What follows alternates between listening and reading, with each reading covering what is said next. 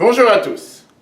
La paracha de cette semaine s'appelle Vayera, la paracha dans laquelle, tout le commencement, nous parlons de la manière et la façon dont Abraham, malgré qu'il était souffrant juste après sa circoncision, a accueilli ces trois invités, ces anges qui sont apparus, car il savait qu'Abraham avait cette passion et cette volonté de toujours avoir des invités à sa table.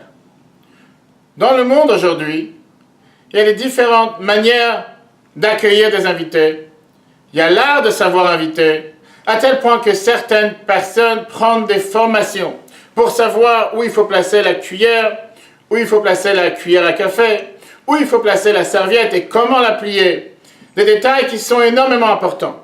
Et surtout, ne pas se tromper quelle forme d'assiette, quelle couleur ira avec quelle nappe et quelle chaise. Maïmonide, quand il nous parle des lois des invités, nous dit que tout celui qui ne raccompagne pas un invité une fois qu'il est passé le voir chez lui à la maison, c'est comme s'il lui versait son sang. Et il nous apprend que la grande importance d'avoir des invités s'exprime tout particulièrement dans la manière comment tu vas le raccompagner. Et d'où on le sait d'Abraham.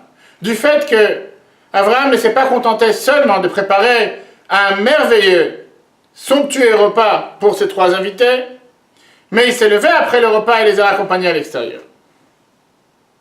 Le Rabbi de Lubavitch, en 1986, ce Shabbat nous pose la question qui vient tout de suite à l'esprit. Abraham, la Torah nous raconte dans tous les détails quel menu il a choisi, qu'il ne s'est pas suffi d'envoyer ses serviteurs pour aller s'occuper de ses invités. Mais lui-même, il s'est levé. Lui-même, il est parti prendre 3 langues de bœuf. Pas juste leur proposer ce qu'il avait dans le frigidaire, afin qu'ils aient le meilleur pour chacun d'entre eux. Il leur a même proposé un repas avec du laitage, avant de leur proposer un repas avec de la viande. Il s'est assuré qu'ils aient exactement tout ce qu'ils ont besoin. Il a même préparé des gâteaux, des pains tout prêts. Et voilà qu'on fait attention au dernier détail du fait qu'Abraham s'est levé pour raccompagner ses invités, à tel point que de ce petit détail, apparemment, Maïmonide en fait toute une loi, l'importance de savoir accompagner ses invités.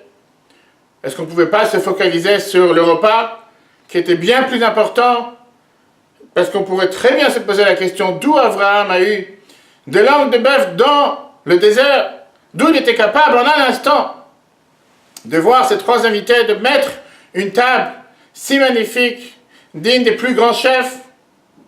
Alors pourquoi se focaliser sur ce petit détail? Certains commentateurs nous donnent la réponse que c'est tout à fait logique. Abraham s'est levé pour accompagner ses invités, surtout dans le désert quand on ne connaît pas bien le chemin, pour des raisons de sécurité.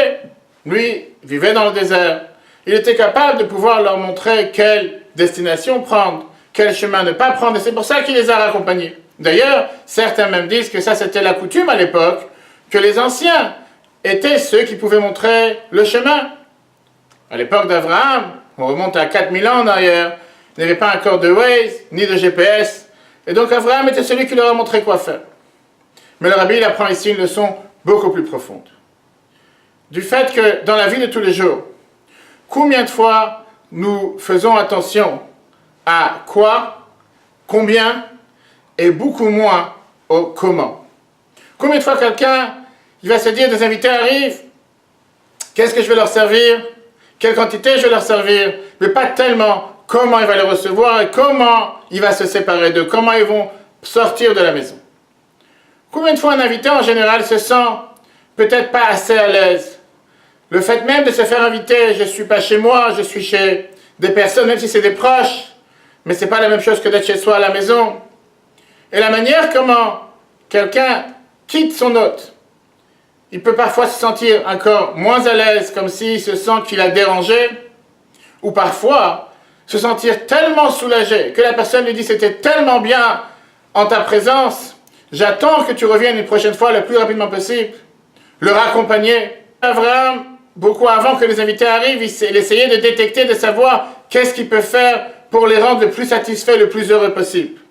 Mais même une fois qu'ils ont mangé, le repas le plus somptueux dans le désert. Abraham se leva pour aller les raccompagner, pour leur montrer qu'il était tellement content, tellement heureux en leur présence, et qu'il leur donnait ce sentiment d'avoir eu le plus grand moment de joie, le plus grand moment de bonheur en étant ensemble avec eux.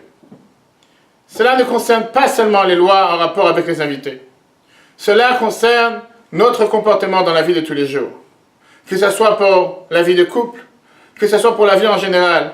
Combien de fois des personnes vont chercher à faire le plus grand cadeau possible, le plus gros bouquet de fleurs possible, le plus grand impact possible, mais la manière comment c'est fait.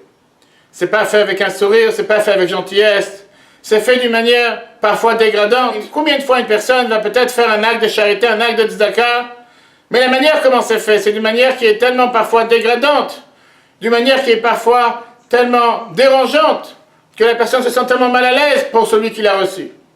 Viens la Torah nous dit dans la paracha de cette semaine, l'enseignement, tout au début de la paracha, bien sûr que nous devons faire attention à qu'est-ce que nous faisons, combien nous faisons, mais on ne doit pas oublier le comment c'est fait. Et ça, c'est ce que la Torah a voulu nous apprendre, en nous indiquant qu'on apprend l'art de recevoir les invités, par la manière comment Abraham les raccompagnait après le repas.